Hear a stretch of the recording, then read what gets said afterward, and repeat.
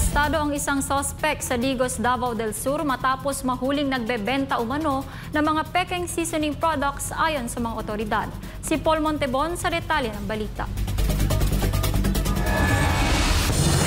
Matay sa isinagawang surveillance at investigasyon, matagumpay na nadakip ng mga otoridad ang isang suspect dahil sa umunay pagbebenta ng mga peking seasoning products. Pinangunahan ang operasyon ng mga tauhan ng Criminal Investigation and Detection Group o CIDG sa Digos, Davao del Sur. Tumambad sa mga otoridad ang kahon-kahong mga seasoning products na may tinatayang halaga ng 157,000 piso. Nahuli ang suspect na si Ronnie kasama ng mga kontrabando. Ayon sa CIDG, kakaharapin ng suspect ang mga kasong paglabag sa Republic Act 8293 o Intellectual Property Code, Republic Act 3720, Food, Drug and Cosmetic Act at Republic Act 7394 o Consumer Act of the Philippines. Giit ng opisyal, pinoprotektahan ng Estado ang mga karapatan ng mga scientist, inventor at iba pa sa kanilang intellectual property dahil hindi naman dumaan sa evaluation process ang mga hinihinalang peking produkto. Hindi masisiguro ang kanilang kalidad at seguridad. Hinihikayat naman ng CIDG ang publiko na mag-report ng mga illegal na gawain sa kanilang lokalidad upang maiwasan ang paglaganap ng mga mananamantala lalo na